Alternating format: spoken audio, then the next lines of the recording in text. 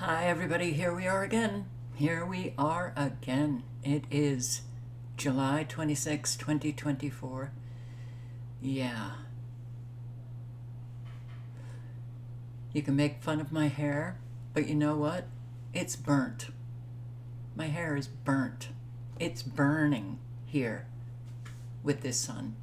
And I'm not out in the sun all that much. It's literally crisp. Well, not quite crisp. We have many problems. We, the collective, a whole lot of problems.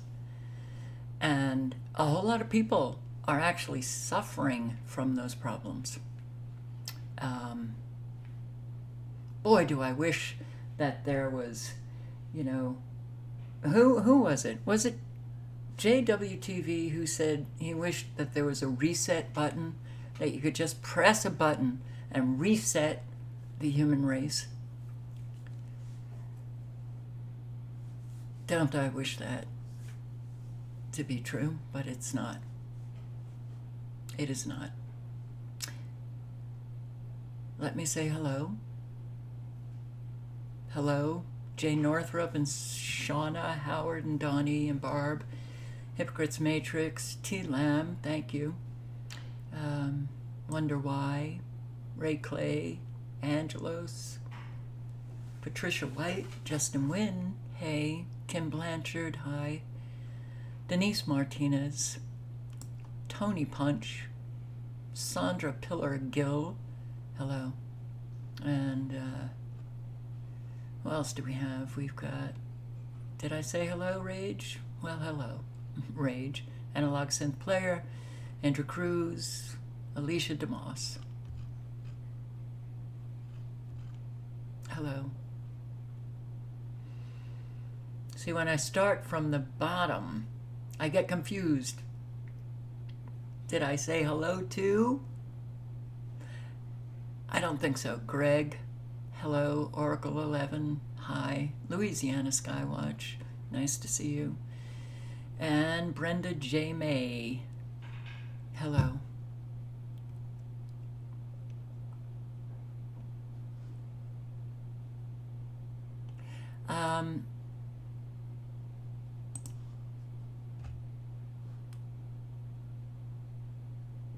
Thanks, Ray Clay.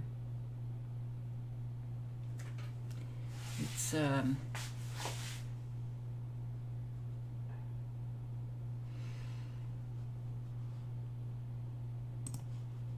we're not in good shape.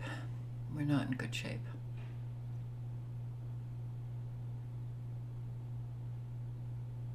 No, I don't think the water is helping my hair either.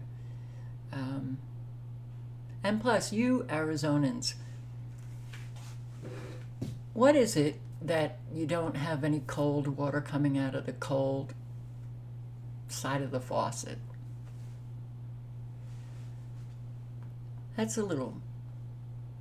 Is it because it's just so incredibly hot here that you get this warm water out of the cold faucet? Isn't that a little...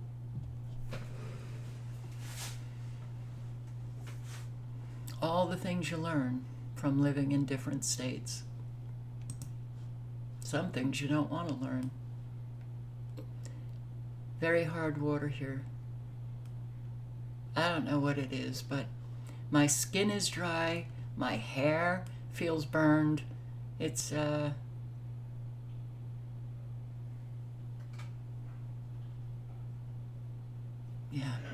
and nothing is slowing down, that's for sure. So, quick look at radar. What's going on? Can you see? Can you spot? What? This is weird up here in South Dakota.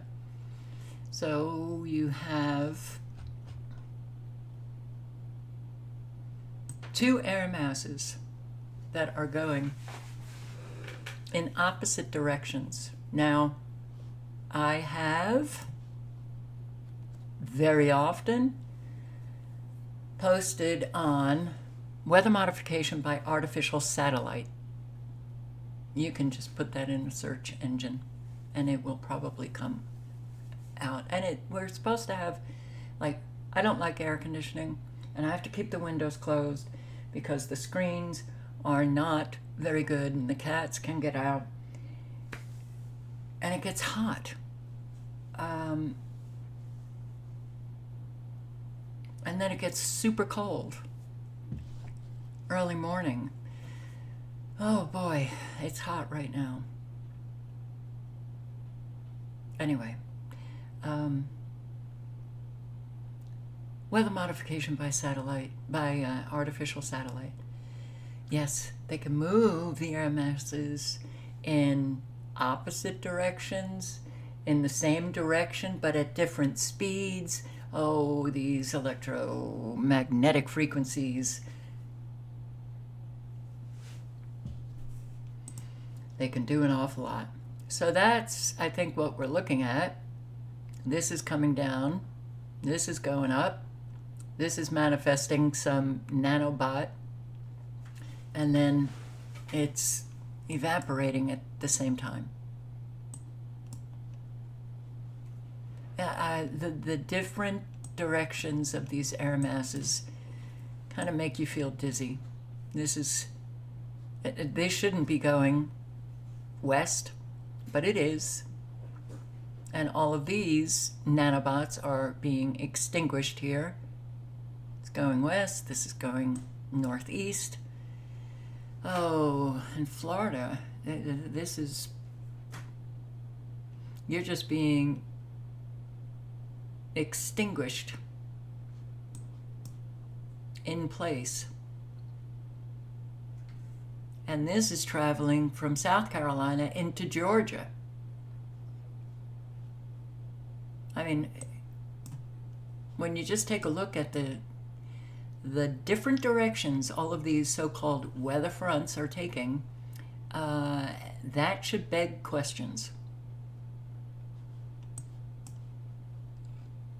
Now, still more severe weather in Arizona and another state, and I can't remember, but look at these frequencies in Southern California and a bit higher than I normally see. So it's kind of central California, but there's an awful lot of these fires going on, and we're going to get into it.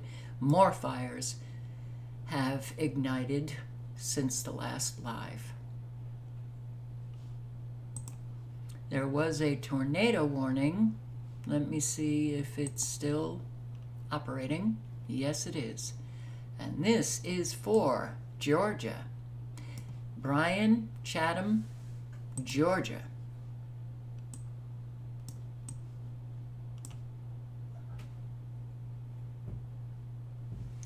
And I wonder if it's this one, but let me just take a quick look.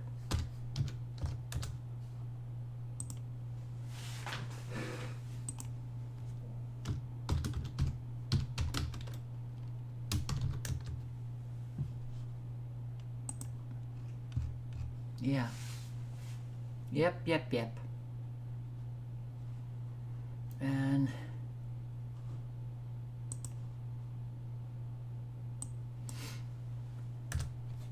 whoops.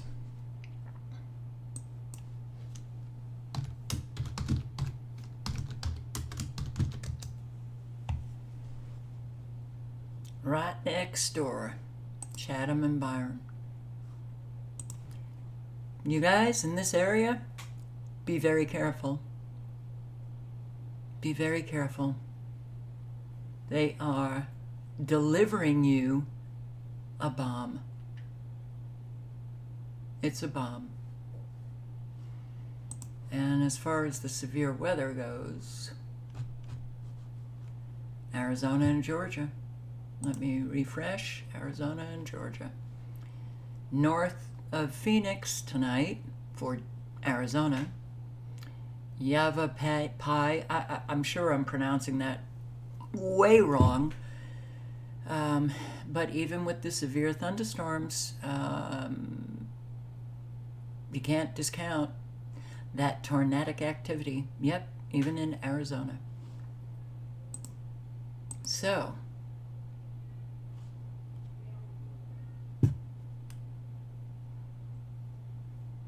I know it's bad in California.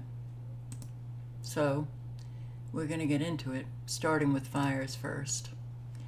It literally, there's so many fires that are igniting all over. But California, it is so hard to keep track. It's overwhelming. So this, and overnight, guys, overnight, the Park Fire, which is in the Chico area, very close to Paradise. I don't know, I can't remember the exact how many thousands of acres it covered when I was doing the live, but I'm going to say 54,000.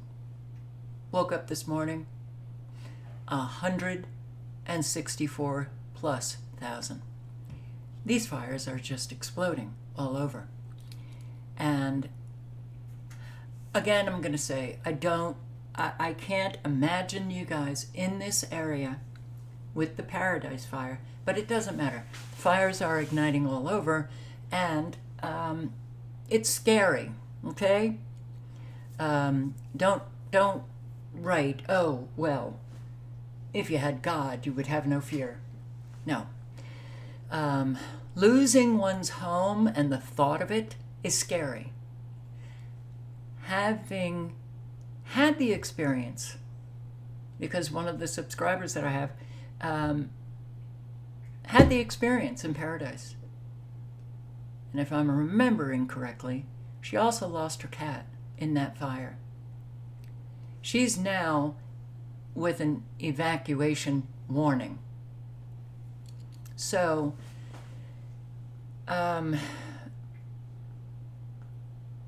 when these things explode,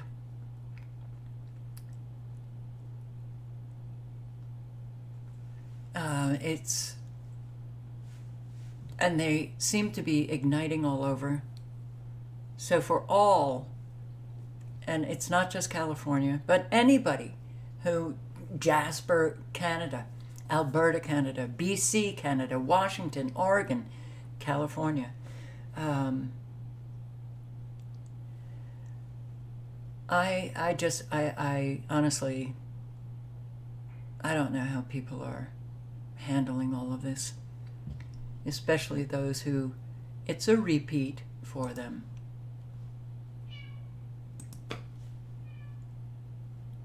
Huh. Okay. You are looking at a fire tornado caused by the Park Fire, one of several blazes raging in Northern California.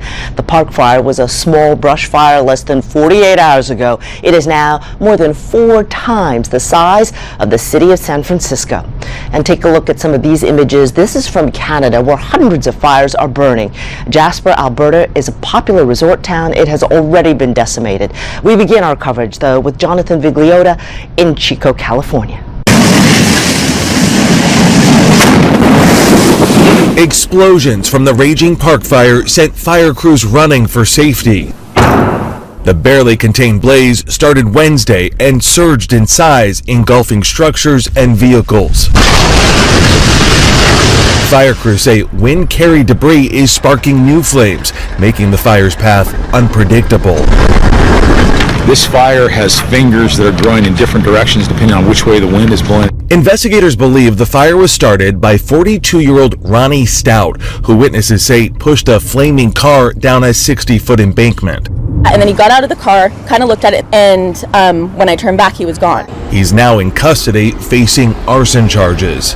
The fire has forced thousands to evacuate, and some residents are now returning home to rubble. So this is your home here? This is the last of my home. Julia Yarbo witnessed her dream home burn down in real time through her security camera. I think I might be in shock. It's surreal. It really is surreal. More than a dozen homes look like this one, charred down to their foundation as the flames quickly moved in, burning at such high intensity. The wind now pushing these flames deeper into rugged terrain. Less than 20 miles away from the flames is the town of Paradise. It was reduced to ash in 2018 by the Camp Fire, which killed 85 people. Just like 85 people. 85 people? I don't think so. Look at this hair. Oh my God. I'm a mess.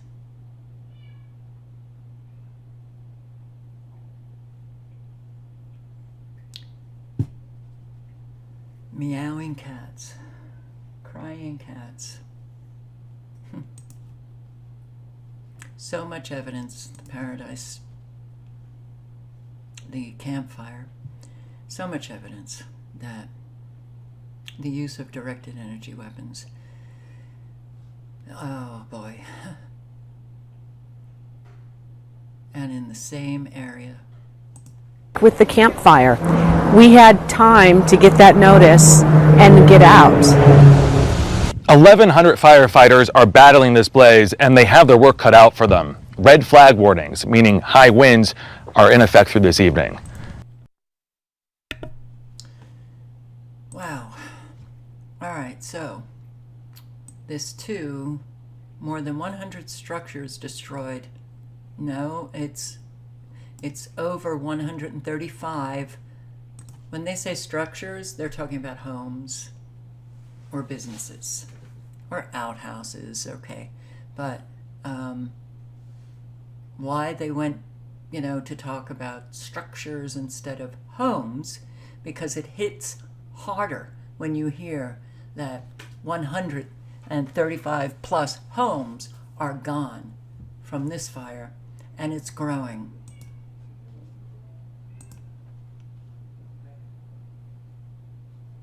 The Park Fire, getting new updated numbers this morning showing that the fire has now destroyed 134 structures in this. 4,200 others are threatened right now. That's the new update. The acreage, we're told, 164,000. That's pretty much the same as we saw this morning. The other news coming out of this is that the containment on this fire, it was 3% this morning.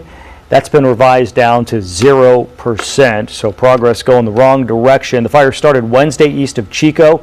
It spread into Tehama County.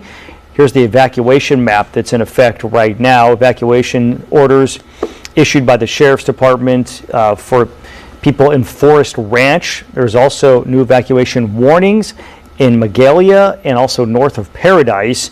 We have multiple crews covering this fire in Butte County. Rachel Wolf is on Highway 32 joining us.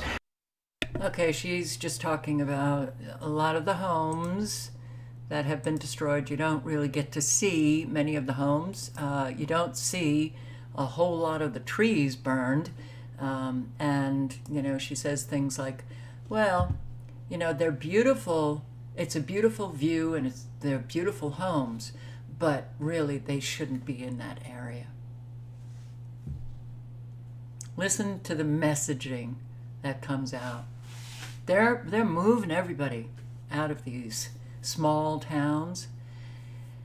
And well, what does that mean? It means this is not going to stop. Not going to stop.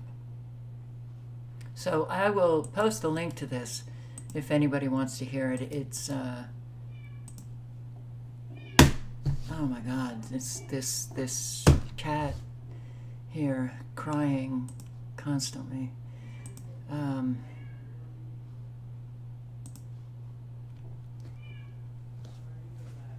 It's very distracting. Whew.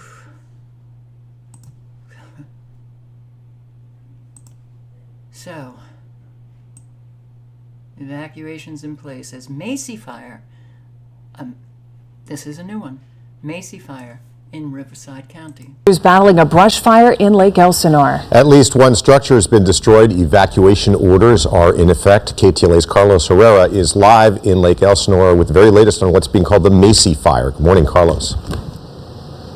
Good morning, Eric and Megan. The blaze started in this neighborhood in the west end of Lake Elsinore, really close to Ortega Highway. And you can see behind me one of several fire engines that are staged in this neighborhood. Firefighters, of course, monitoring the situation, making sure that those flames don't get any closer to homes in this area. We've learned now from CAL FIRE officials that 2 structures have been destroyed so far. That's including 1 home and a garage, but that number could very well change. This morning, more than 600 homes remain evacuated.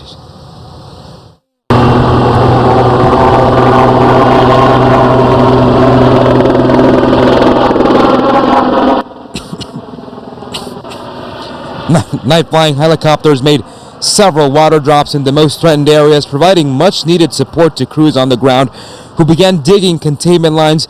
Though some flames are still burning really close to homes, officials say firefighters made significant progress overnight, mostly because the winds died down. The fire is now 15% contained. 15% contained. That's not much. And this fire is very close to homes. Okay, evacuations. Thousands have been evacuated in California. Just California. So, what else do we have? We've got, I think, is this the Flynn fire? Yes, it's the Flynn fire that burns near Altamont Pass, sparked by car fire. Alameda County firefighters overnight met the Flynn fire near Livermore. Yeah, it's burning near 580 East and east of that area, just north of the Flynn Road area as well. The latest number is the fire has scorched 500 acres with 10% containment. Now, wind and terrain making it more difficult for fire crews in the area, but they say they are making progress. It started around 9 o'clock last night. Fire officials now say it was sparked by a car fire, and officials are asking people to avoid the area if they can. Veronica Macias is live at the scene this morning. And Veronica, we're seeing all that wind this morning as you're out there with the burn scar behind you. And important to note, though, that the freeway is also open in both directions. It is. Traffic is running smoothly here on 580 this morning. It hasn't been a problem. But it is good news here that there are not as many resources needed, fire crews needed here at the Flynn fire this morning, because they've made significant progress overnight. Like you said, 10% containment. But let's go ahead and show you the burn scar, because it was a very different scene here early last night. Flynn fire, Park fire, Macy fire. There are other fires. How about this? Brush fire in Acton burns structure.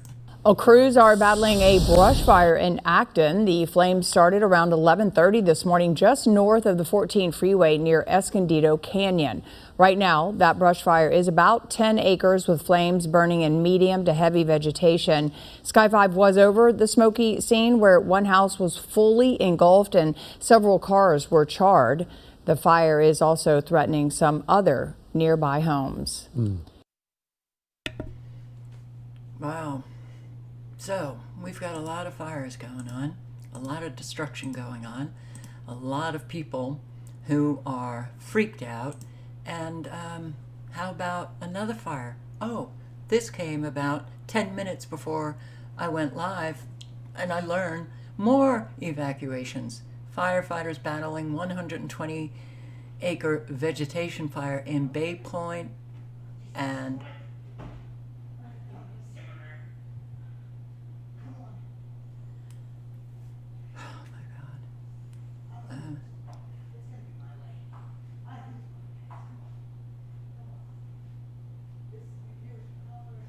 I'm scared. All right, Contra Costa area. Evacuations. Immediate evacuation has been ordered for parts of Concord and Bay Point. Yeah. Okay, so a lot of fires going on.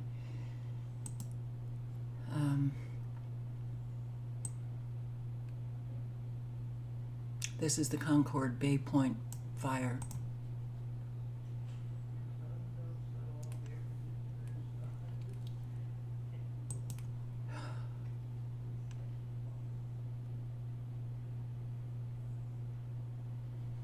Yeah.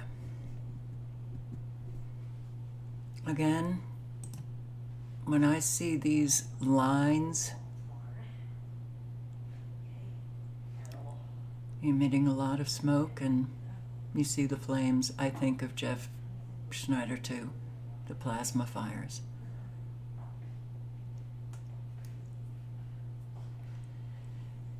Oh my God. All right.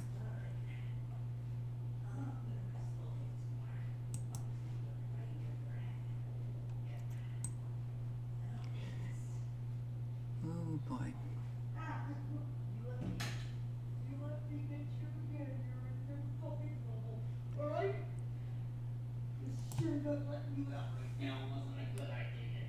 Oh God. Okay.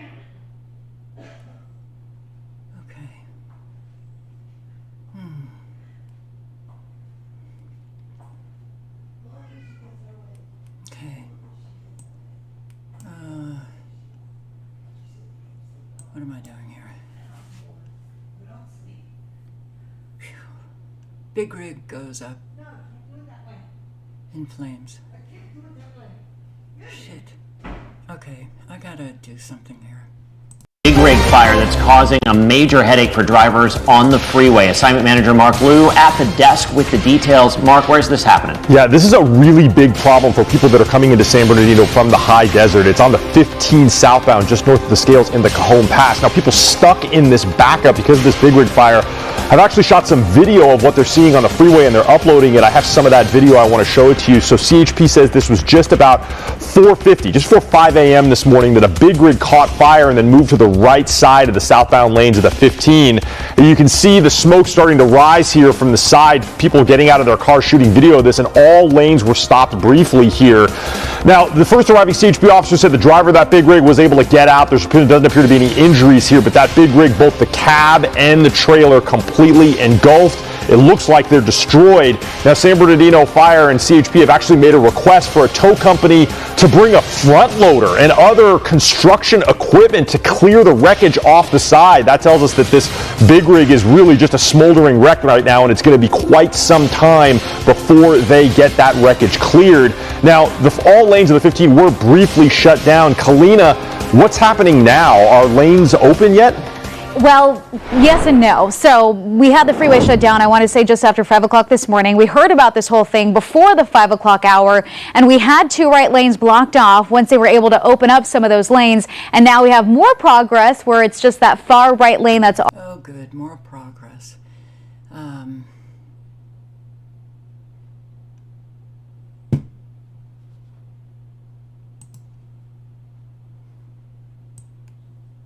Recycling facility fire. Probably saw this on your way home from work today, a huge plume of smoke across Sacramento. Some people say they've seen it as far as Stockton. This is from a recycling facility fire we first brought to you as breaking news earlier this evening. The Sacramento Fire Department says it broke out around 5 p.m. Thursday on Florin Perkins Road and 24th Avenue. They were originally called about a trash fire, but the call was rapidly increased to a 4-alarm fire. We thought it was kind of crazy because we were like right around the corner, and so like crazy, honestly, yeah. Witnesses stunned, surprised, and in awe of this large black plume of smoke seen across Sacramento and even as far away as Stockton. Captain Justin Sylvia says what fueled this fire: plastic, metals, and cardboard. So there's just a lot of fuel for this fire to burn, and that's why you're seeing these big black columns. This smoke isn't healthy to breathe. The Sac Metro Air District strongly encourages anyone who smells smoke from the fire to go indoors or leave the area. There's motorhomes nearby, there's grass nearby, so we didn't want to have anything else catch on fire, and just really lock down and focus on keeping it to this property. At one point during the firefight, more than 100 firefighters were on scene and working in the area to keep the fire at the recycling center and away from other businesses. Is this because of climate change? Yes, Sandra, it's not good. It's not good.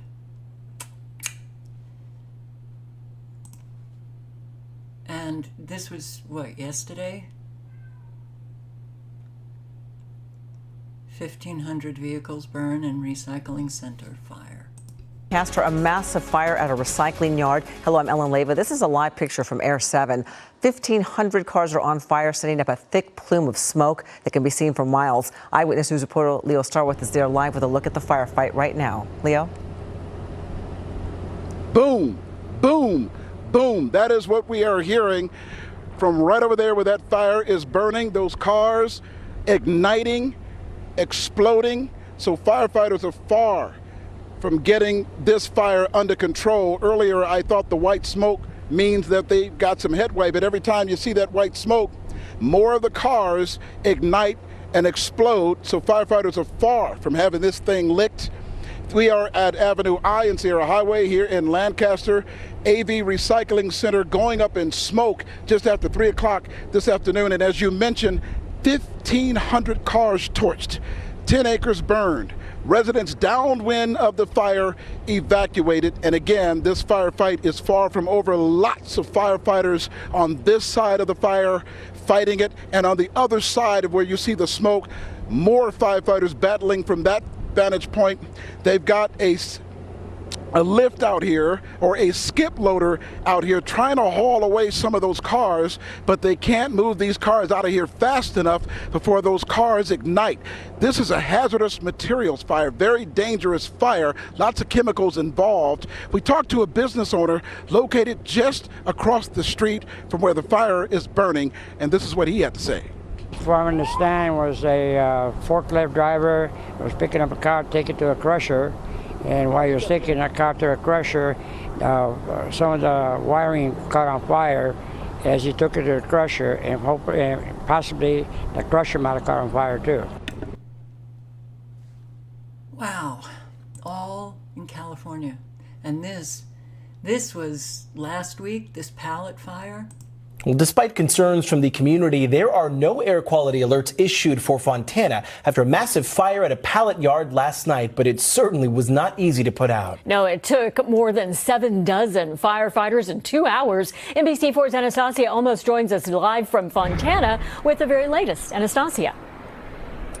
Kathy and Jonathan, the fire at the pallet yard behind me, it started last night just after 8 p.m. and we received several calls from the newsroom as these flames grew. People could see them all the way from the 10 freeway as it quickly grew to a 4-alarm fire. Now take a look at the view from News Chopper 4. This yard is on Whitram Avenue near Beach Avenue in Fontana. The fire engulfed a 1/4 acre of stacked pallets, cars, trucks, and trailers, as well as 3 power poles, according to the San Bernardino County Fire. One employee at the yard tells us flames were more than 100 feet high.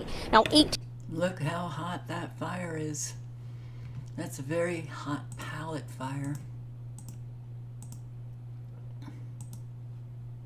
BLM lands in Oregon and Washington have seen over 100 wildfires this summer. Most were human-caused, and the BLM, Bureau of Land Management, is restricting use of the land in Oregon and Washington. Yes, create the problem and manufacture the solution. As much as half of Jasper is gone, engulfed by flames overnight. That was the update from provincial officials who estimate anywhere between 30 and 50% of the buildings in the town site were either damaged or destroyed by wildfire. Inside the town, firefighters continue to try to save whatever they can. These images, unverified by Parks Canada, leaked from inside the town, some of them from firefighters called in from other places. Reporters are still not being allowed in the park. It's locked down by police.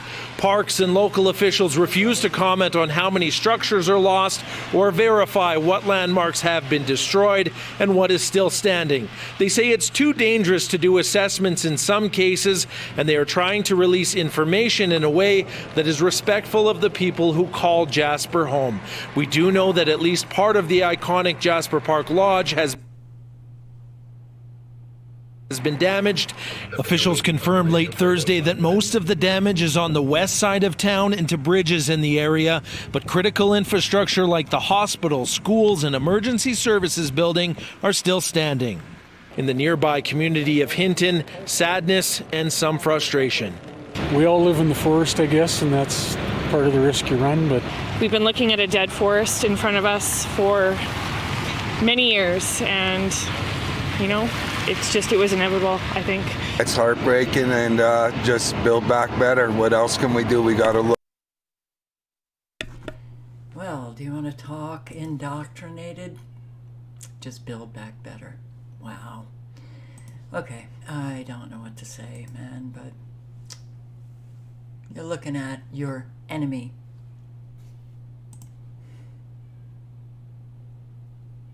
I can,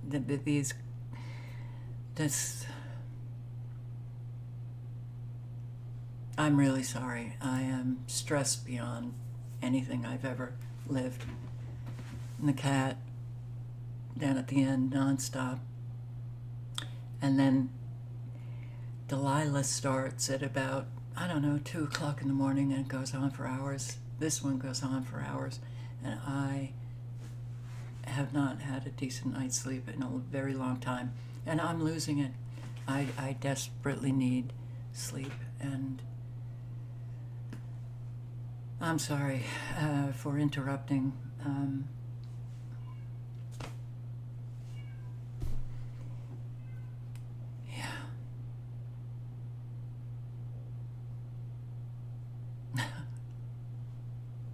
Well, the larger fire in Washington that's in. I will post the link to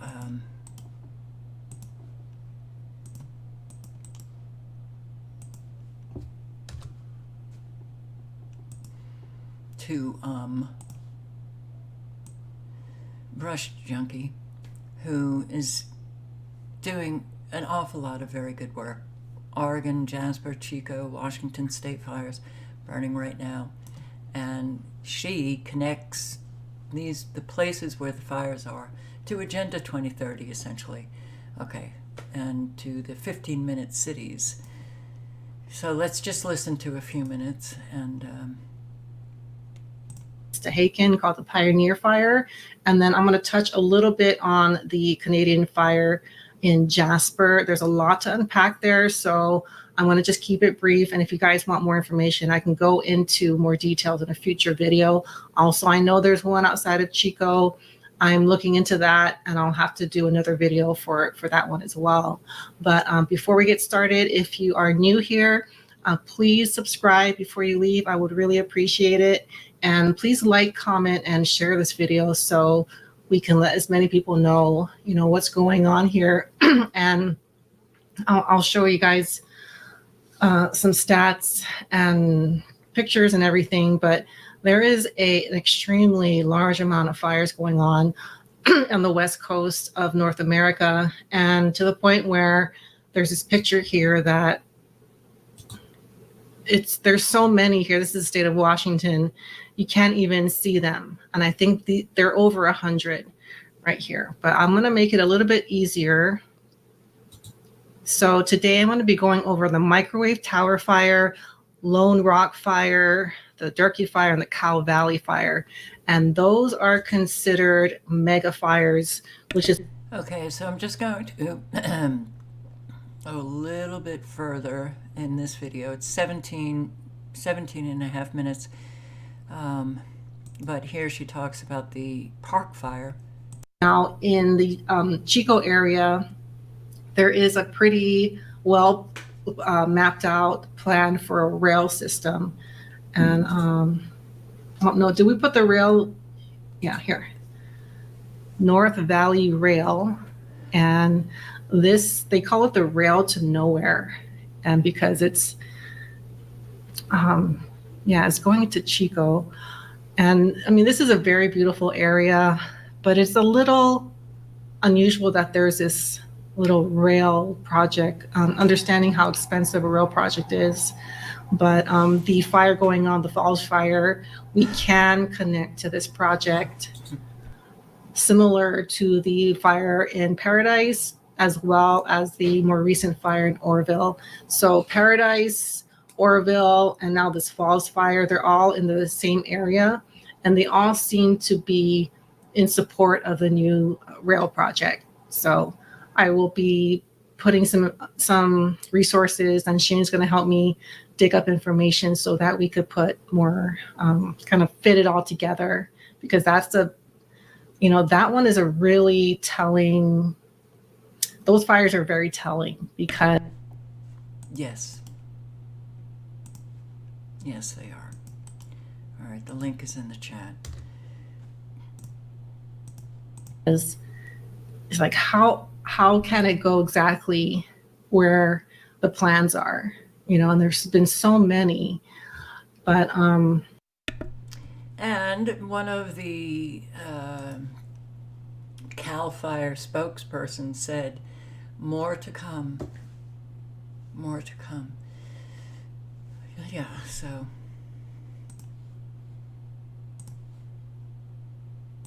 BC is having fire after fire, like 100 fires overnight ignited. Don't quote me on that, but something like it. There is a lot of destruction. The community was evacuated last Wednesday when two fires merged into one and exploded in size.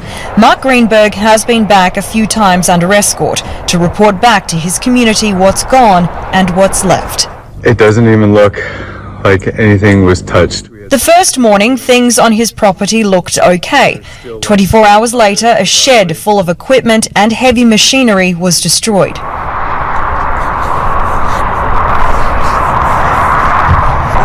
It was, just another inferno the following afternoon and evening, and like Wildfire, those guys, BC Wildfire Services, they're like phenomenal heroes. Lots of fires. And this is the Jasper fire. Those heartbreaking images are now the harsh reality for so many who fled their community as the inferno moved in. It's now leaving some to question if they were prepared, and should the renowned national park have had better fire planning. CTV's Kathy Lee spoke with some Jasper residents. Kathy, a very emotional time for everyone. Heather, some residents I spoke to today who've taken shelter in Hinton are grieving the loss of their homes or their jobs, but they're also expressing anger at Parks Canada for not doing more to protect their town. For years, Parks Canada and the municipality of Jasper have removed trees and branches and ignited control burns. A few years ago, trees were cut down on a slope west of the town to create a protective fire break. Still, some residents say a 5-kilometer wide fire break should have been built around the entire town. A man I spoke to who lives in Jasper and worked at the Moline Lodge that burned down says the situation is surreal. He is in Hinton and trying to get financial assistance. We knew it was coming with all the dead trees and pine beetles and whatnot, and weren't putting in the fire breaks and whatnot.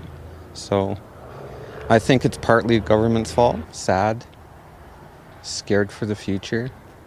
My anxiety's going crazy right now. A wildland fire expert says Jasper is at the confluence of three valleys, and wildfires love to run up and down the valley, which means the town is in a high-risk area to begin with. Oh, bullshit. Bullshit. All right, 30 to 50% of that beautiful town is burned to the ground. Yeah, okay. So, Press for Truth posted this video. Very good video. I'm going to post the link in the chat. Yes, he does sound defeated. Well, for good reason. Reporting for Press for Truth on the absolutely devastating news that the beautiful town of Jasper, Alberta, has essentially just burned to the ground. Parks Canada knew this was a ticking time bomb after multiple experts warned them about this, and they chose to do nothing. Over 50% of the town's structures are now completely gone, and nothing but ashes remain in their place, as can be seen and confirmed by these videos.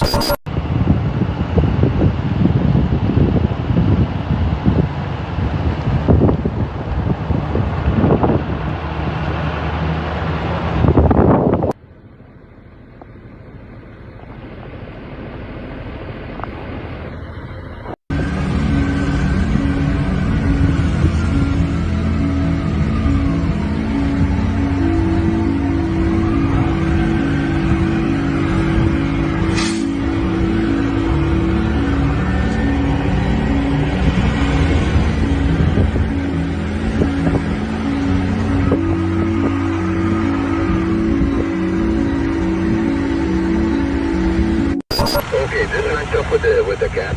We may need one or two. So I warned Canadians in my 2016 documentary film on the Fort McMurray fires about what was going on and what could be expected in the future. And in 2017, a Conservative member of Parliament warned everybody about what was coming, and nobody listened. Mr. Speaker, Jasper National Park, one of Canada's major tourist destinations, has been devastated by the pine beetle infestation. Much of the forest is dead or dying. The dead trees are a tremendous fuel load and present a significant risk to the community of Jasper. Residents are concerned for their own safety and that of the visitors and the security of their homes.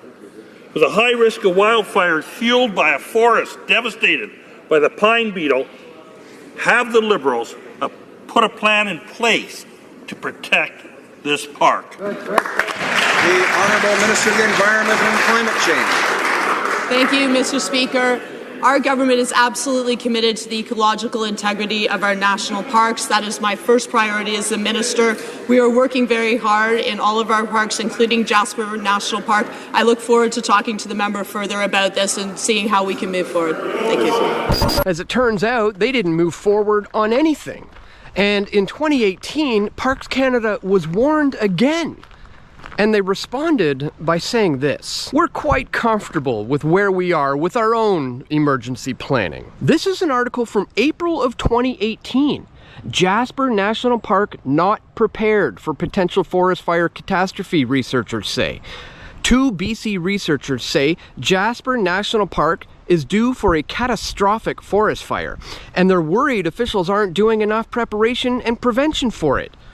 Emily Begin and Ken Hodges said a major forest fire in the area is an inevitability. It's a matter of when, not if, Begin told CBC's Radioactive.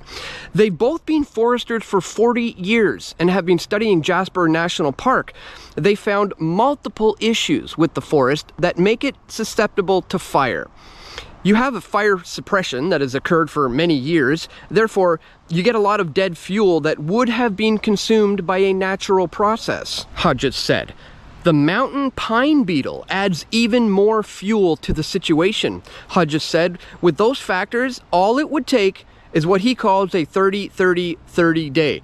30% humidity, 30 degrees, and 30-kilometer winds to put the forest and the adjacent town site at risk. And after getting this warning from the experts, here's what Parks Canada had to say. Jasper is located in a forested environment and wildfires are always a concern to us. We're quite comfortable with where we are with our own emergency planning and evacuation planning. So in other words, thanks for the tip, but we got this. Now here... And they didn't have it at all. The link is in the chat. There's more that he covers. Very important information that he's covering right there. And, oh boy. So, fire erupts inside Dow facility in Bristol, in Bucks County, in Pennsylvania. Fire inside a Bucks County chemical plant is under control right now. Officials say it broke out inside the Dow Research and Development Facility in Bristol at 10:30 this morning. The fire forced temporary evacuations in the immediate area. Everyone has since been allowed back inside their homes. At this point, no word on what sparked the fire, but we can tell you no one was injured. So, I guess they evacuated people from their homes. And, a strip mall went up in flames in New Jersey. A devastating fire in New Jersey left multiple businesses in ruins. Among those, a shop, a popular bakery that would normally be busy with its usual Friday rush. Instead, they're now trying to figure out how to rebuild. Eyewitnesses reporter Anthony Johnson live in Fair Lawn with the latest there. Anthony. Yeah, we're talking about people coming out to this bakery for Shabbos. They would normally be lined up outside of Zadie's Bake Shop, which you can see right behind me, the burned out hull of the bake shop. We're going to push inside the door so you can see all of the debris on the ground. That store, that bake shop, basically 3 storefronts, is completely destroyed. This normally would be a very busy place on any other Friday. The flames roared from the rear of the Green Dragon restaurant. and tore through the roof of the strip mall, destroying everything in its path. There'll be a lot of people here in the morning trying to get their stuff. I can't even contact all the people that have orders for today. The fame. Oh, the fires, the fires, the fires, the fires, right? How about even more of these severe storms? But first, we're going to have quite the weather next week. I will post a link. This is another YouTube meteorologist. Ryan Hall was on it today. Yes,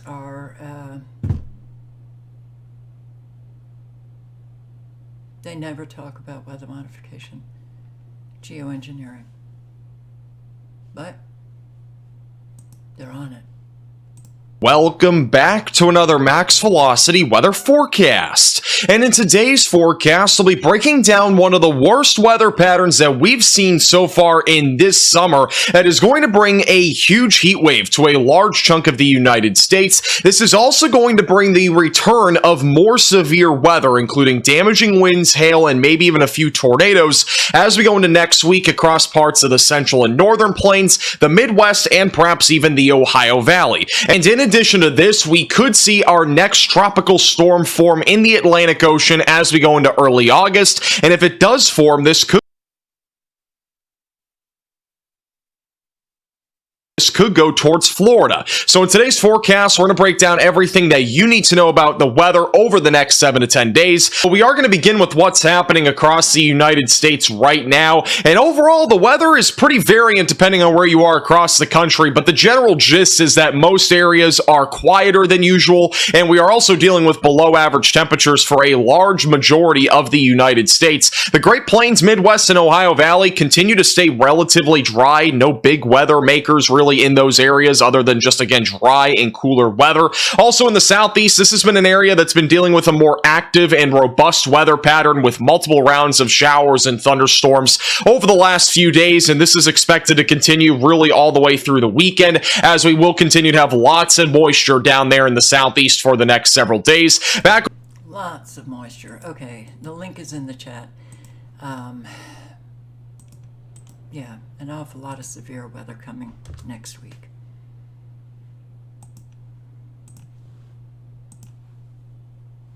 What is this?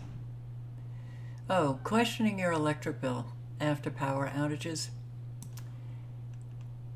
The CenterPoint and the Texas utility companies are issuing their bills to people who have had no power, and yet they're charging them for power.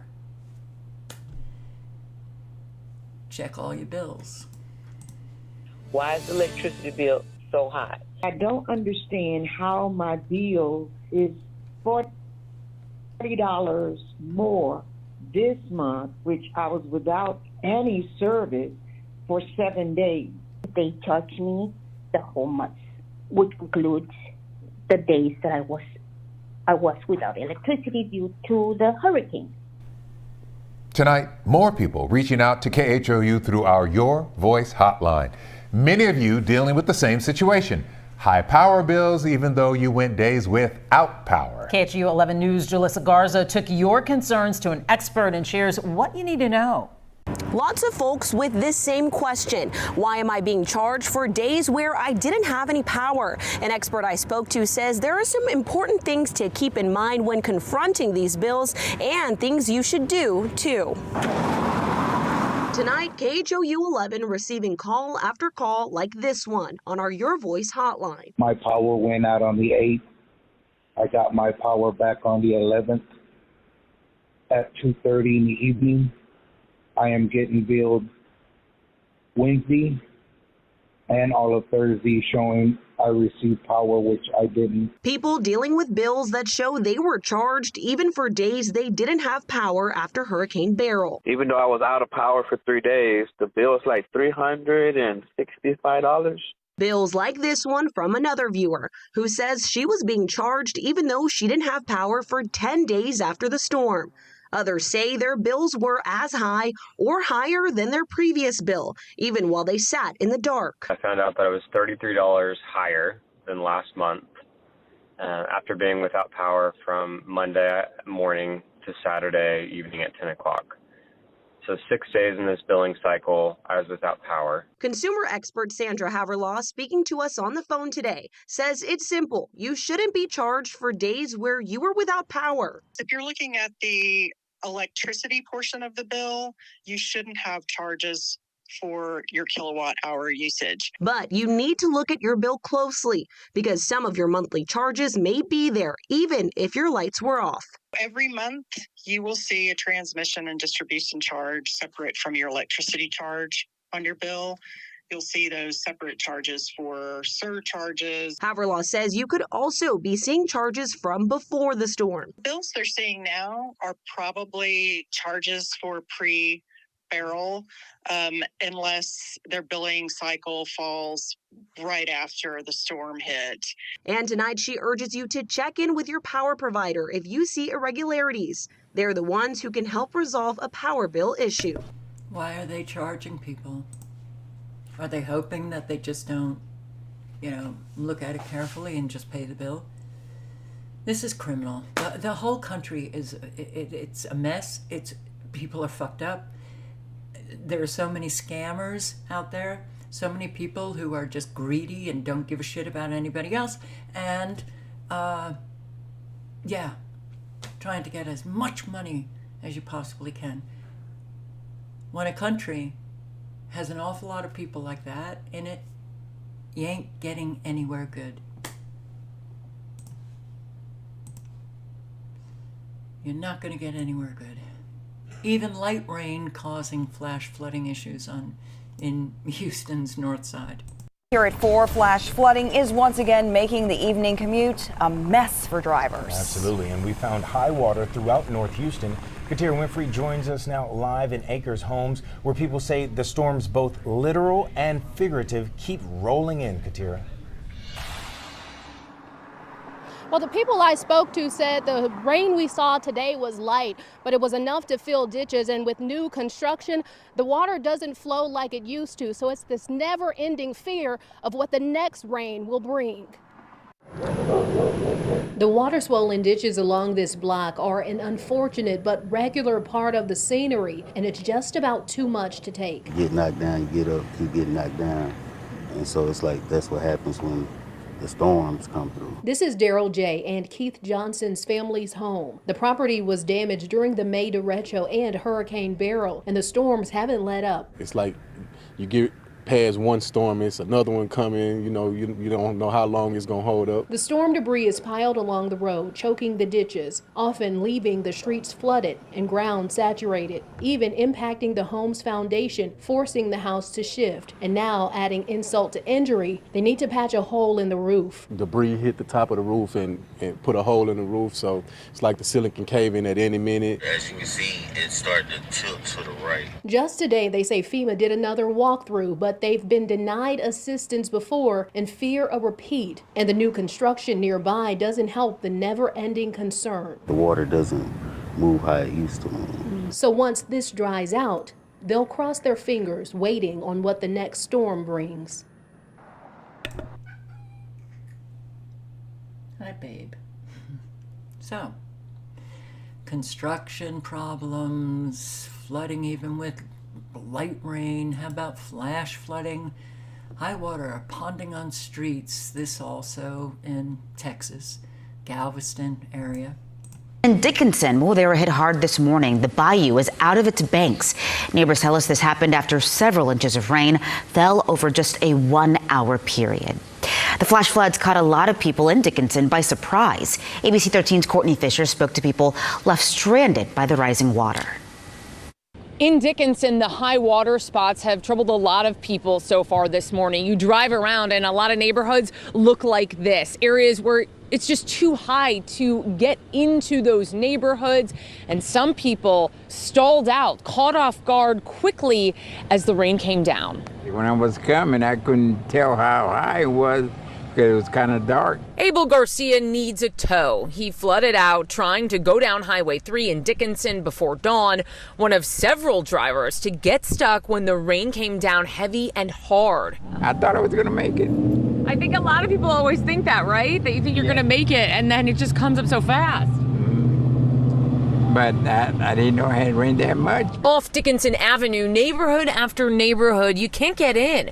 Homes islanded off, like Nehemiah Solis's. His drive flooded out, his car flooded out. Came up about to right here. He says firefighters arrived to cut the power because their electric boxes are underwater. And it's at the bottom of our RV. It's pretty high over there. You didn't expect it probably this morning. Oh, absolutely not. I woke up at 5 in the morning and we go outside and we just see the whole place is flooded and we're like, what is it? We weren't expecting to see any of that. The ground's so wet and so the water had nowhere to go. The bayou over there is actually just overflowing and that's where all this water's coming from. He's right. Wow. Okay, well, also this, to the Houston area, the streets are all flooded. Can expect to see 2 to 4 inches of rain with locally higher amounts possible. Now, back out here live, the flooding is starting to recede in some of the low-lying areas. We saw complete of that flooding, as well as you're actually seeing video of that near Harborside Drive in Galveston of those flooded roadways, seeing that ponding. So turn around, don't drown if you are facing these flooding conditions. Yvonne, what are you seeing out there? Well, you know, Chris, it's much true. We are obviously going through this area, you know, using caution. The bayou has overflowed. So from the Dickinson, this morning's heavy rains also led to backups on some of the feeder roads through both towns where drivers were left stalled out and in some cases even had to be towed to safety. Much of Galveston County is currently under an area-wide flood watch until about 4 o'clock this evening. The Galveston County Office of Emergency Management says this region can expect to see 2 to 4 inches of rain with locally higher amounts possible. Oh my God. So you really have to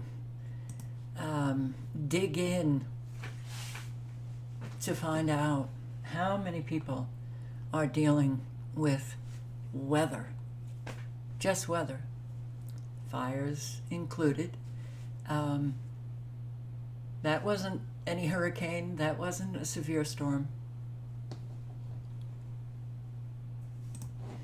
It's so sad. All right, so major Texas earthquake, second 5 plus in just 4 days. This is into thin air. I'm going to post the link in the chat. Yeah, I saw a broadcast before I saw Into Thin Air's video on this, and they said in the last week, Texas had 61 earthquakes. Texas is not known for its earthquakes, but I guess apparently now it is.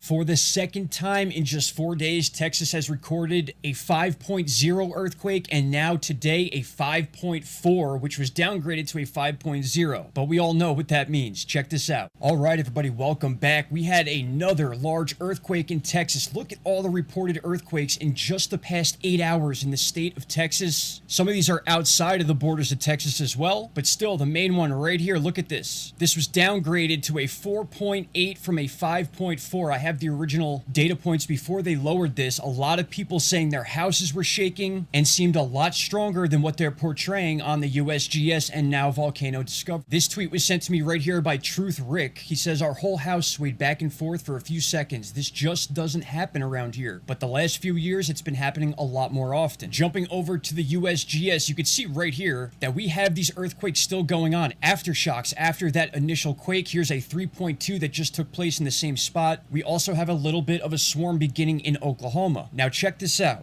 As you can see right here, the original size for this earthquake was a 5.4. These are then downgraded below the 5.0 range to keep the yearly averages down. This was a lot stronger than a 4.8. So as of now, it's being labeled as a 4.8, 16 kilometers northeast of Hermleigh, Texas. This was only 1.5 kilometers in depth. If we double check that with the USGS, they are saying that it is 3.3 kilometers in depth. And take a look at this. They just raised it in real time to a 5.0. I knew this was stronger than a 4.8. That's very good to have this on the video. They've changed it in real time. Once again, we've seen them remove earthquakes, change the number, all sorts of things. And there you have it right there. So now they are officially saying it's a 5.0, stronger than the original 4.8. And that, my friends, is why I know this thing was at least a 5.2, more than likely higher. You could see the data is still here on Volcano Discovery even after the adjustment. This was the original number, 5.4, within Taylor County, Texas. You can see on the seismogram here, this was a very, very sharp jolt. This is why people were telling me their houses were shaking. This was almost like an explosion. A lot of other earthquakes you see, they hit and then slowly rumble off. This was like a massive jolt. So as time goes on, don't be surprised to see more and more people sending pictures of minor damage, cracked streets, foundations, things like that. These are all the people that have felt this earthquake so far. Hundreds and hundreds, now thousands, have been on websites reporting this stuff. You can see right down here within the population of this area, it's likely that over 1.6 million people felt this earthquake. And that, my friends, is what we got for now. We are dealing with a lot of different aftershocks in this area. You could see 1, 2, 3, and 4 already. Chances are this will continue all day long and probably is not over. We might be seeing another large earthquake in Texas before this round of shaking is done. 5.0 earthquakes are not small for this part. They're not small. Okay, the link is in the chat. Again, what's going on? Well, again, I have to say extremely low frequencies blasting away from Gwen Towers can produce all of those earthquakes. Not saying that's the cause, but considering all of the weather modification and the use of those extremely low frequencies to modify the weather, intensify the weather, steer the weather. I don't know. This, I think, is Montana. Aftermath of thunderstorms in western Montana. Well, the time is 5 a.m. this morning. We are waking up with power outages, down power lines, and trees all across western Montana. Take a look at this tree that is blocking Spruce Street near St. Pat's Hospital this morning. You could run into a number of detours because we had very strong wind with that line of storms that made its way through on Wednesday. Our peak wind gust was 109 atop Mount Sentinel, about 2,000 feet above the Missoula Valley floor. But even in our valley floor, we had wind gusts in excess of 80 and even 90 miles per hour, so that did cause a lot of damage across western Montana. Now, moving forward, we're waiting for the potential for new fire starts, because here's a look at our lightning tracker. That line started to make its way through as we made our way into that 7 to 8 o'clock hour last night. A lot of lightning, lower Clark Fork region, the Missoula Valley, the Bitterroot Valley. It passed through, packing a punch with that wind, and of course the lightning. Now today, crews seeing what trees are down, what debris is around. The gusts did hit the Garden City, and it just felt like a train blasting through. We have a number of images to show you of the aftermath in different parts of the city.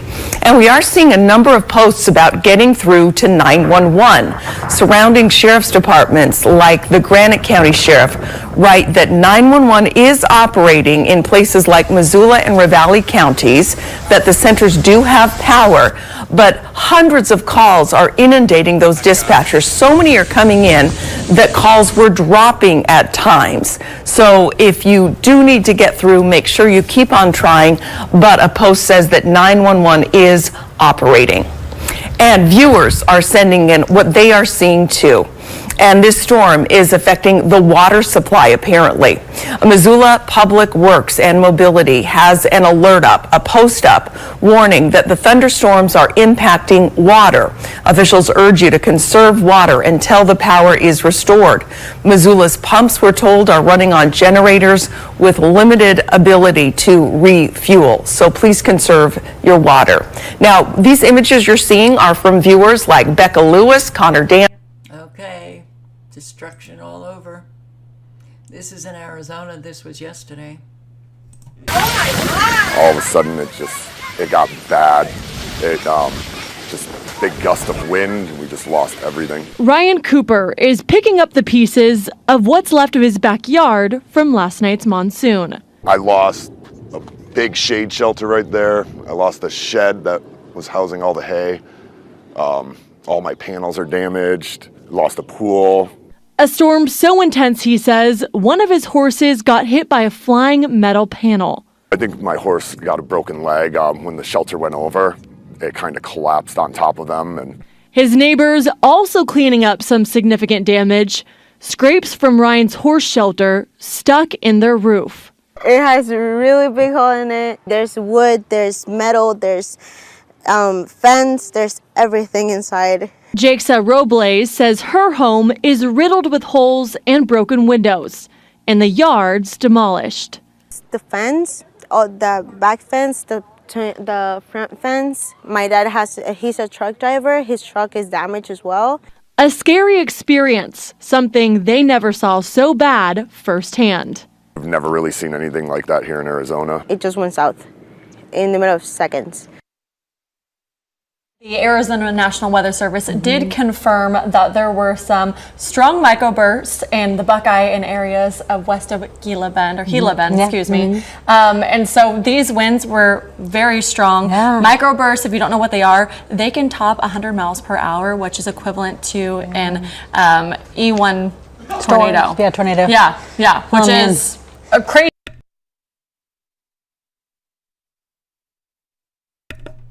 That's what they're claiming. The roof got hit with a microburst, and that's why now another drastic change while they renovate that house. So, man, oh man, it's, trust me, if you haven't suffered these consequences, you don't want to.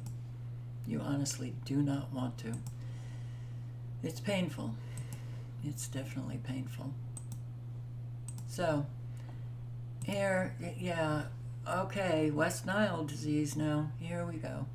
And still more breaking news this afternoon. Oh, listen to those skeeters. In just the last 30 minutes, Harris County health officials announcing that 7 people have been confirmed infected with West Nile virus. Health department says there's been an increase in the disease and the cases in mosquitoes. 528 mosquito samples testing positive in the aftermath of Beryl and all of our recent rain. Oh, so much we have to watch out. And still more breaking news this. And yeah, so much we have to watch out for. Like, I can't believe how damaged are the American people that we had Biden and now it's Kamala.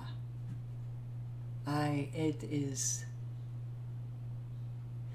well, it's a stunning testament of how low we have moved ourselves. Unbelievable. No, not unbelievable, I guess. Shockingly disappointing. Disgusting, repulsive, don't want to, but it's here. And it's big, and it's loud, and it's all over the place, and I can't stand it.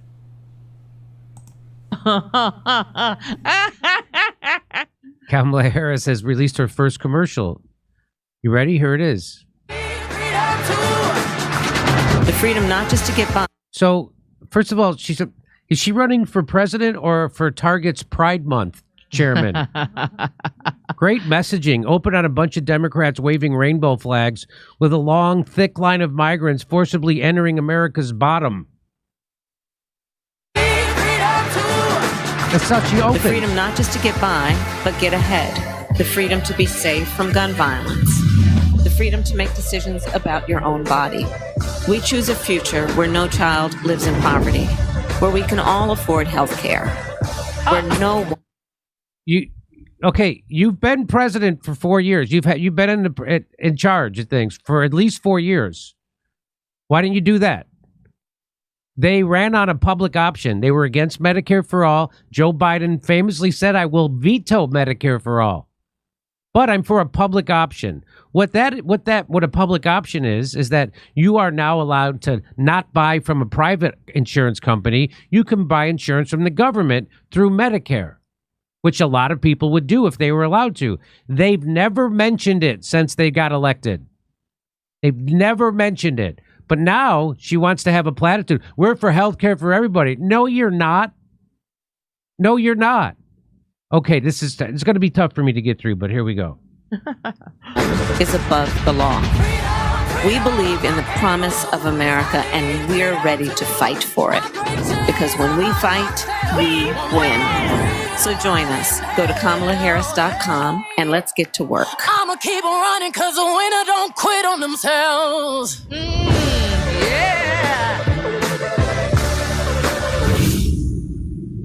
I'm going to tell you something. If we didn't already know all the horrible things about Kamala Harris and what she's done, that with the stuff that we know now, that would be a pretty powerful and impactful commercial.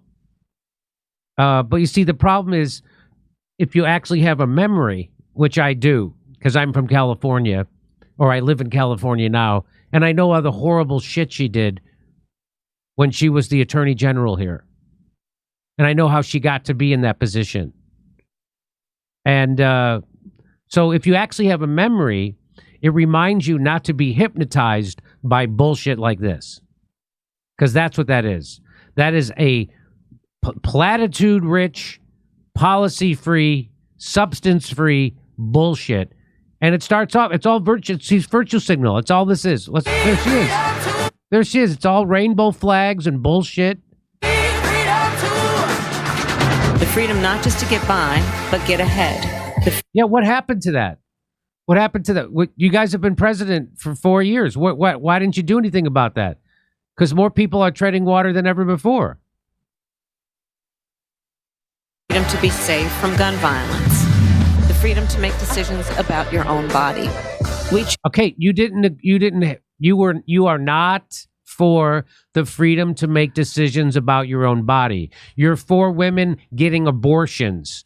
You're not for my body, my choice, because your administration pushed mandates for experimental medical treatments, forcing people to forcing people to be guinea pigs. There was no bodily autonomy involved. You're not for the freedom of your body. You're for the government choosing when you have to take a shot in your arm. How is it that Americans are still so into the horseshit that they're just rolling around in it, loving it? I don't get it. I honestly don't get it. I don't. I wanted life to be meaningful. I really did. I needed it to be meaningful, and it's not. It's a joke.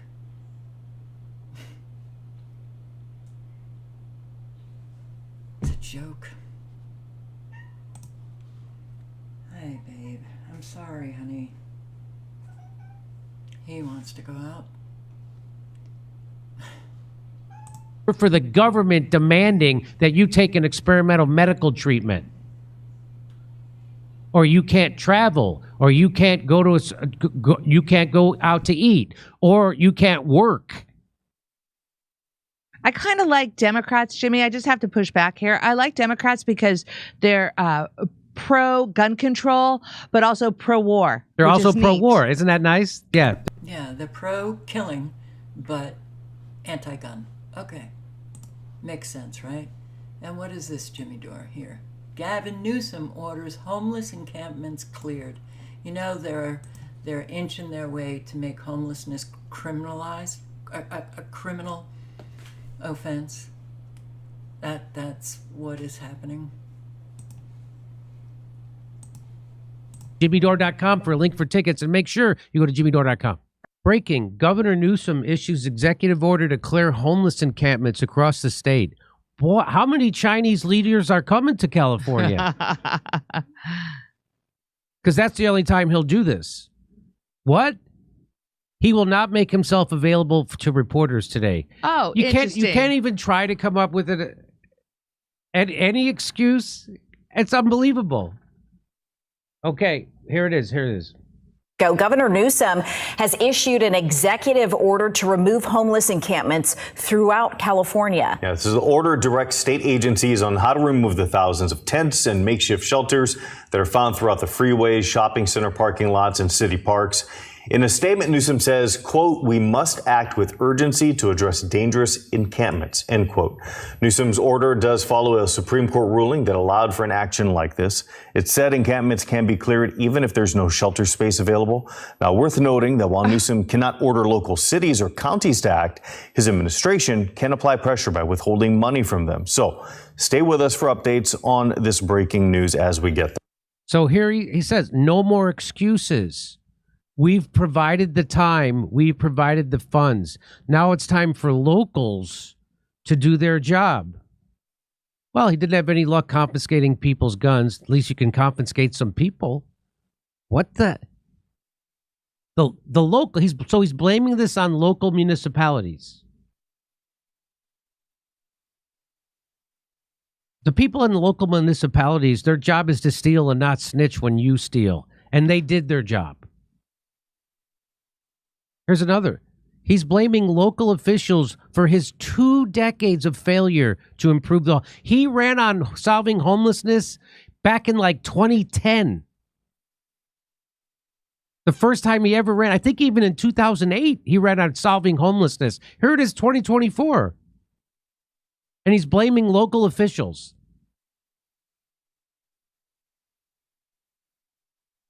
I like that. No more excuses. Governor, if it weren't for excuses, you'd be homeless. Ha. Here's what friend of the show, Nick Cruz, says.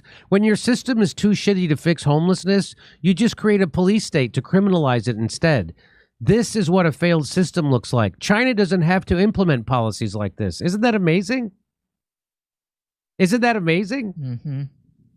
We were in Europe. I saw one homeless person the whole time I was there. It was at 5:30 in the morning in Amsterdam. I saw one guy sleeping in the street. We went to Sweden. We went to Denmark. We went to Oslo. We went to Berlin. We went to London. I didn't go to a lot. I did. And Berlin. In all fairness, I didn't travel around Berlin a lot. I just went to my hotel and then I walked to the venue, which was right past Hitler's bunker. So I can't really speak for Berlin. I didn't see much of Berlin at all. And then, of course, London. It's its own nightmare right now. Come on, California. It's illegal not to have a lot of money. Am I right? Come on. So here's what he said. I don't think there's anything more urgent and more frustrating than addressing the issue of encampments in the state of California. Over the course of the last number of years, the state has stepped up, where in the past we provided no support, no resources to cities and counties to clean up encampments like this. Today, we've invested now. Why didn't you? You spent $24 billion on it. You didn't give any resources to cities and counties? What? Okay, here we go. $1 billion in encampment resolution grants, not only to clean up sites like this, but to address the underlying issue in the first place. One of the big issues, though. Here, hang on. I don't think there's anything more urgent and more frustrating than addressing the issue. And that's bullshit.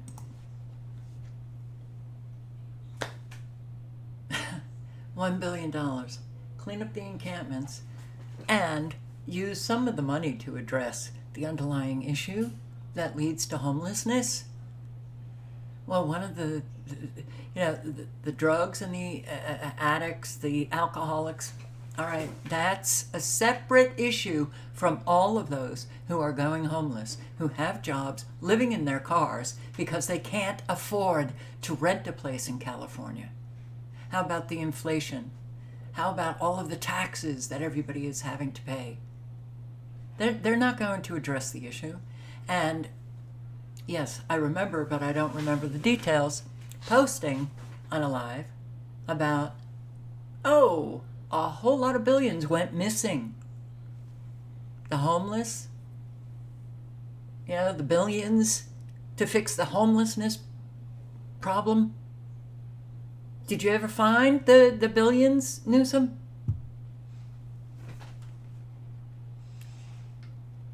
Can't people get that these people are psychopathic criminals that are just destroying our lives? Wouldn't you like to see some justice? Maybe? You know, before we die? Guess not. So, you can, oh, the censorship, oh, freedom of speech is, it's marching towards the final nail in the coffin. Founder of the Center for Political Innovation. And back in 2020, he wrote a book called Kamala Harris and the Future of America. Interestingly, here we are in 2024. The book has been out there for sale. People could buy it on Amazon, on Lulu, right? All these other places. And interestingly, just the other day, Amazon censors the book. You can't get it off of Amazon anymore. I wonder why. Why is that? Kayla Moppet. They're making sure they're cleaning the slate. And for those that don't have a memory, we're talking just a couple of years ago. We're talking, she's vice president. She's been vice president. We're not talking a long time ago, right? Okay. But they're getting rid of everything that disparages Kamala. And yesterday, was it, that I posted Poplar report talking about how people were getting community guideline violations, posting negative stuff about Kamala.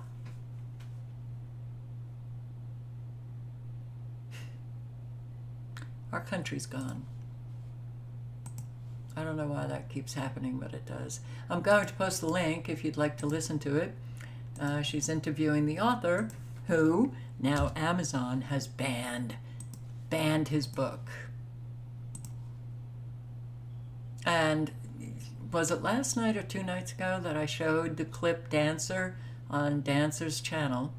I only posted just a few minutes of he videoing Bohemian Grove, you know, when they were having their la-di-da. Your video has been taken down from YouTube. Bohemian Grove, cremation of care. Hi, Dancer. Okay. Bohemian Club has striked my video down. Any lawyers out there willing to help? I'd love to help. I just don't have a lawyer's brain anymore. Lot of censorship. And don't be, if you don't want to lose your job, you might not want to be posting on social media anything about your job, maybe that you hate it, maybe that, or something that you know may get you in trouble, because people are getting in trouble and they're getting fired for posting on social media. A lot of people who are successful at that, but the link is in the chat.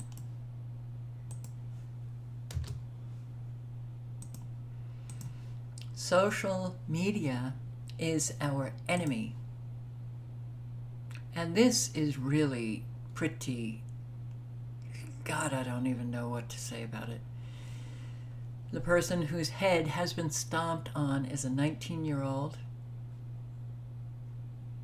He's one of 3 brothers, one of whom is a police officer for Manchester Police. This is England. The condition of the injured man has worsened, with the scan revealing a cyst on his brain. Ahmed Yaqub said the incident had been traumatizing. It was something that hasn't been seen before, such police brutality. And I could tell you guys now that the people who were assaulted by the police are members of a police officer's family who is currently serving in the Greater Manchester Police Force. This man is now afraid to go to work. He went in today and spoke to his supervisor, and the only reason he is not going to work because he is fearing for his own safety, and he thinks, like his family members were the victims, he could be a victim. Who does this? This is unbelievable. The condition of the injured man has worsened, with the scan revealing a cyst on his brain. Ahmed Yaqub. Well, I mean, we have so many evil, violent people in the world that he's lying there, you know, he's face down, he's not doing anything to that police officer, and he kicks him right in the face. Are you flipping? How? I don't understand. I don't get it. There's a lot I don't get. After being evicted, after moving out of an apartment, man receives help from, okay, two on your side. Once you get that eviction, good luck getting an apartment. I didn't get the eviction from South Carolina, those of you who remember that whole drama. But if it's there on your record, it is virtually impossible to get another apartment. Doesn't matter what the circumstances are. Doesn't matter if you're in the right. So when people do the right thing and then they find out later that the eviction has been recorded, why does that keep doing that? It just, are you noticing how many people are dealing with, excuse my French, what the fuck circumstances? Like, I'm doing things right, and it's kind of like the gears are not moving smoothly. They're getting and having to do an awful lot to try to remedy a problem that was not of their making. Besides, Brittany Weiss was able to share with him some good news at the East Baton Rouge Parish Housing Authority. Kentrell Valentine was evicted after he cleaned up and left his apartment. He had no idea about the eviction, and on top of that, owed several $100s. Someone saw his story and wanted to help out. It's a check for $834.50. The debt Kentrell Valentine owes to the East Baton Rouge Parish Housing Authority. They mailed a check, and we have that check here. Thank you very much. So that's for all of it. Okay. Valentine moved out of his apartment at Kelly Terrace the first week of the year. He didn't feel safe. And I mopped and swept and everything and cleaned everything out. He left the unit clean, went to turn in his key, and it wasn't accepted. Everything then just went downhill. Valentine went looking for a new place to live. That's when he learned after he moved out of Kelly Terrace, he was evicted. I talked to him about that scenario recently. So they evicted you after you moved out? Yes. I was totally gone. We went to the housing authority to deliver this check. It will cover rent for January and February, late fees, and an eviction filing charge. Really don't, understand where that would come from, the charges, when I wasn't there. Late last year, Valentine met with housing authority and told them he'd be moving out. That was my 30-day notice to him where I told him that I was going to be moving. Under his lease agreement, Valentine was to provide a written 30-day notice if he planned to move. He never put it in writing, which is why we're here today. What's your question? Does this place have a habit of doing this type of thing to its tenants? Have you heard that? We evict people if they do not pay rent and do not follow the lease. So, yes, like any landlord, we have to follow the rules and regulations of the lease and landlord-tenant law. The debt has been taken care of. Valentine also wants to make sure the eviction doesn't come back to haunt him. You have to talk to an attorney about that. One step at a time, Valentine is just a little closer to a new home. I really appreciate it. That was helpful, very helpful. After all that, Valentine will be getting his security deposit back and a letter from the housing authority letting his future landlord know that his debt has been cleared. Why? It's like we have so many spiteful people. Like, they just want to snag people, right? They want to make life hard for people instead of doing things that, look, you're either in your interactions with people, some can be neutral, of course, but you're either lifting people up or you're just pushing them down, beating them down. You're either lifting people up or you're beating them down. I don't get it. It's just, it is kind of shocking to me to see how many people don't care and beat people down.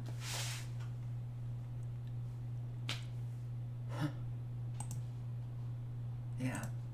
Well, and here, this in Arizona. All right, battle continues for Arizona homeowner forced to live in RV next to house. This homeowner's house caught fire back in November of 2021. That's nearly 3 years ago. And since that time, the City of Phoenix Water Department has thrown a slew of obstacles, preventing this homeowner from moving back into his own house. And now there is yet another obstacle he needs to overcome. Is this ever going to be done? I ask myself that every day. It's been more than 30 months since Sean McElroy and his wife's home caught fire. Now, the good news is that their home was renovated and repaired. The bad news? The City of Phoenix Water Department is preventing Sean and his wife from moving back in. So you don't even have a certificate of occupancy, so legally you can't even live in your own home. Exactly. On Your Side has been documenting Sean's distressing situation in a series of reports since last year. Prior to catching fire, Sean's home utilized a septic system since the home was built nearly 20 years ago. But after repairing their home, the City of Phoenix is now forcing Sean to pay a whopping $65,000 to connect to the city's sewer line about 200 feet away. Why? Well, the city considers Sean's repaired home a new home, and brand new homes have to be on the city's sewer system. This was always a rebuild. It's been rebuilt in the exact footprint of the home, and they're treating it like a new home. To connect to the city's sewer line, Sean will have to pay $65,000 to install a pipe from his house, travel across his yard with two 45-degree turns, have mechanical pumps installed, and then extend to the city's main sewer line up the street. Remember, Sean's home and nearby neighbors have always been on a septic system. Why is the City of Phoenix Water Department being so strong-headed about making you go sewer with the city? Because it's their code, and they say that they can't violate the code, and they haven't done it in over 100 years. Exact words. So they're not going to start now? Right. As of now, Sean is appealing to the city, hoping to go back on septic. All right, this is home sweet home, at least for now anyway. Yes, sir. So until the Phoenix Water Department makes a decision, Sean and his wife will have to live in this RV that sits right next to their home, a home the city won't let them move back into. Unbelievable. No, it's believable. It's not a rebuild. It's a new home. You gotta hook up to the city water, which is probably pretty awful. Yeah. And you all know about what happened with the Olympics and the trains in France. Just a few minutes of this, if you can bear it. A little after 4 o'clock there. We're just hours from the start of the opening ceremonies for the Olympics. What is the very latest from there? Yeah, this is an extraordinary story, guys. This is a major and coordinated attack on the French rail system. That's what the French authorities are saying. And it looks like 3 fires were set on lines to the north and to the northeast of Paris. Now, there's a suggestion that perhaps these attackers took advantage of the fact that there's so much security in the center of Paris, perhaps less of it elsewhere. And actually, on June 7, the US Counterterrorism Office put out a report saying exactly that the transportation system in France was at risk because so many resources were being piled in to the capital. But this has caused a huge backlog, cancellations, delays. Nearly, close to 1 million people will be affected through the weekend. So this is just enormous. That includes high-speed links to the UK, the Eurostar, that international service also being affected. Now, there was the French authorities a few hours ago put out a statement saying they found incendiary devices in the signal boxes alongside these high-speed rail lines. High-speed rail lines themselves were cut as well, and so there's an investigation ongoing into just who could have done this, but the intelligence services are part of that investigation. Clearly all this designed to try to destabilize this opening ceremony tonight here. And they were pretty successful in doing that. So, agency investigating hospital patient dumping at homeless shelter in Florida. The patient dumping, look, Americans, they're so compassionate, they're so caring, they're so generous, they're so exceptional. Not patient dumping from hospitals to homeless shelters. Get out of here. They don't tell the homeless shelter, they just dump them. That seems to be a new thing happening, which I'm not happy about. Why does it keep... I guess I'm clicking too close to the full screen. All right, here we go. This is everything from this year, because I have everything documented. Talbot House Ministries Director of Programs, Deborah Cosetti, is keeping track of the number of times a hospital dropped off a patient at the Lakeland homeless shelter. She tells me it's happened 64 times so far this year, compared to 18 last year. Did you want them to displace you from where you were? No, I did not. We've previously reported about the increase of hospitals throughout the state bringing patients to the shelter without the patient's or the shelter's consent. Without enough beds or ability to care for patients, Talbot House ends up sending them back to the hospital. We don't have the capability medically. As a shelter, we're already over capacity. We're 120% over capacity. We have people sleeping on the dining room floors at night and mats and cots and everything. This patient dumping has triggered an investigation by the Florida Agency for Healthcare Administration. Cosetti tells me ACA specifically asked about drop-offs from Dade City. I reached out to ACA but have not yet heard back. So this is what we sent to ACA.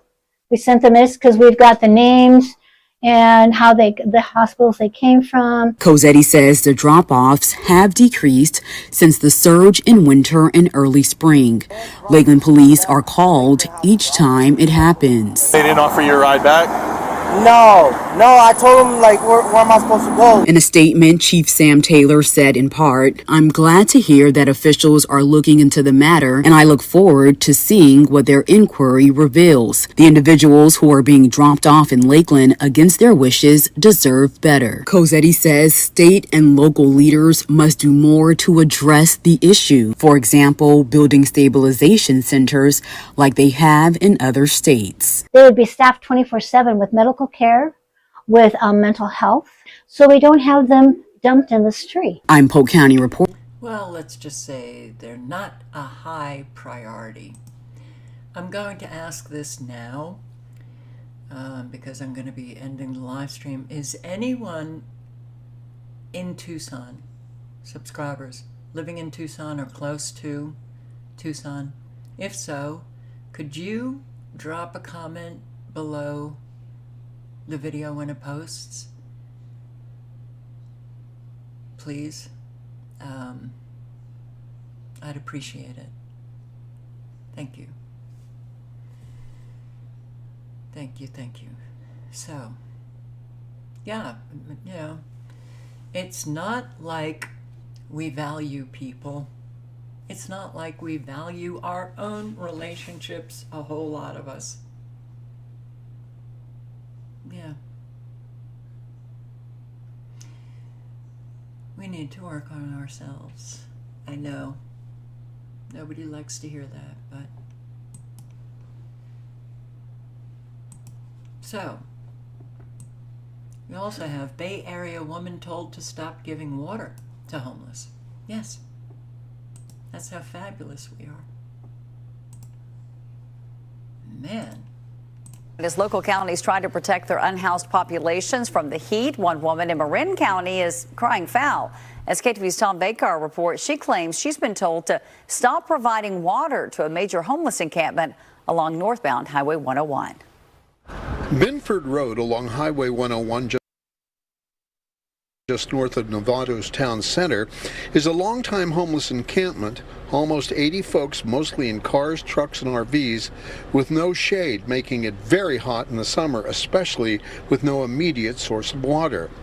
Though some of the folks here do have jobs, they cannot afford an apartment or home. Bonnie and her dog Eli have lived here in her minivan for over a year. The COVID, and also my mother passed away. And yeah, I was left to the street or with my RV. We need water because we don't have any shade. It's very hot. It's dehydrating. It's my belief that nobody should have a barrier to access potable drinking water. So every week or so, Tara Evans, anthropologist, archaeologist, homeless and humankind advocate, as well as a mom, drives her big pickup truck from her coastside home with a human food-grade 325-gallon water tank filled with lab-tested water and fills containers and RV tanks for the residents to drink, cook, clean, and bathe with. I'm filling up the Holden tank. Residents told Evans the meager amount of water occasionally provided by the county was in tiny single-use plastic bottles. Some of it had been delivered in the sun if the resident was not home, but they felt that it tasted funny. Their concern was that some of this water had a plastic taste to it. Now, the director of Marin County's homeless agency told Tara to stop making deliveries in the interests of health and safety, even suggesting possible legal consequences. I was flabbergasted. I was shocked. These were people in need in over 100-degree weather that were suffering. I don't understand why he would not want us to have water. I mean, I think we all should be treated equal. It's my belief that we do need to care for one another, and it's in a compassionate world that we want to raise our children in. Go anywhere in the country, and the truth about homelessness is that it is everywhere.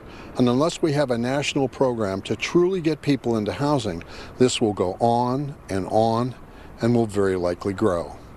Absolutely. And here I see South Texas prepper. Wow. Martinez Country Home. Wow. That sure brings me back. It's so funny how you lose contact with so many. When we, years ago, it was a much more cohesive group than it is now, but it's so nice to see you. And no, I'm not doing well. No. If you know of any cheap apartment or any place to rent, South Texas prepper, I'd love it. But man, it is so great to see you. There are some people, from the start or years ago, that you lose touch with, and then you suddenly see them, and it's like, it brings a smile to my face. How cool. I hope you're doing well. I really hope you're doing well.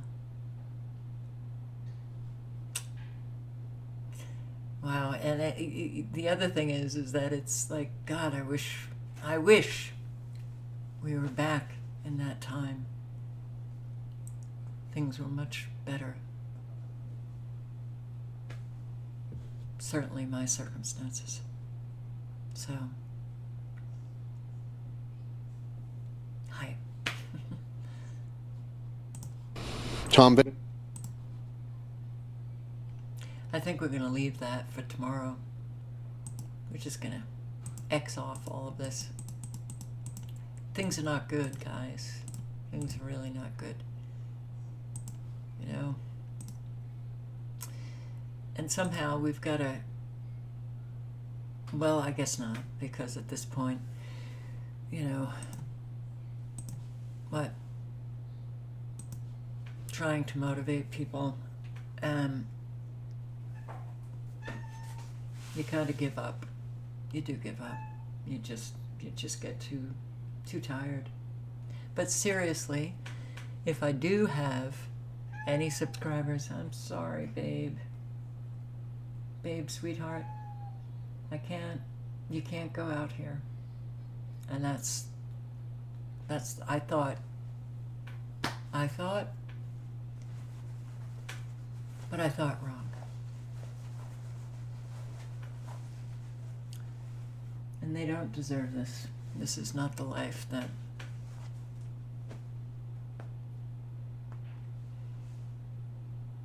I contracted with them to give them. It's very hard. Yeah, I know. Come here. Don't you want to show your very pretty face? Even with the black crap in your eye?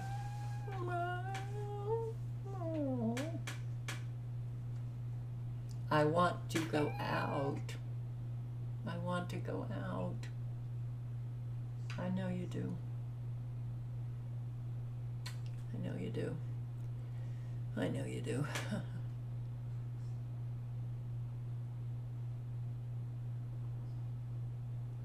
My precious babe. My precious babe. I'll probably start again 2 o'clock in the morning. It's bad. It's, you need sleep. Sleep is very important. And I'm not getting it. Meow. Looking at all of the manufactured cloud. All right, so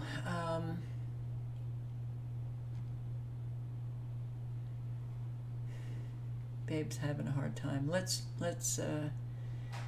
check out radar one more time.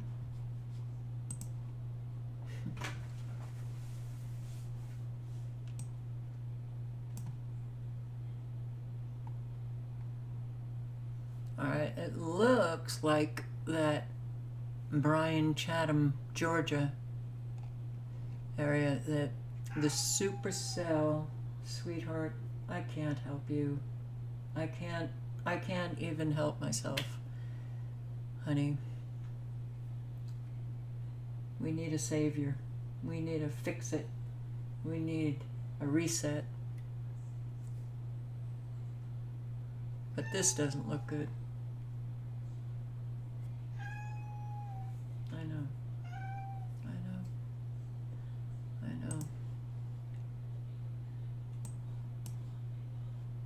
Zero active severe weather warnings. I've never seen that. Good. But this doesn't look good. Central Georgia, right here. That doesn't look good. Honey, I can't help you. And this is killing me because I can't. And didn't expect this. Got it. And I'm tired.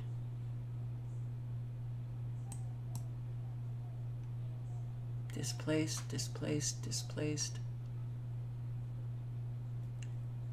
There is only so much the human being can take. and the felines as well. All right, guys. Yeah, I mean, help those in need. It's very important.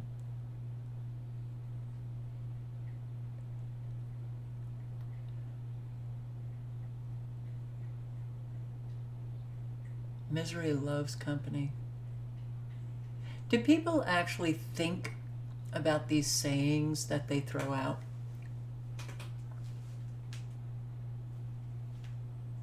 You should think about it. It's stupid. Misery doesn't love company at all.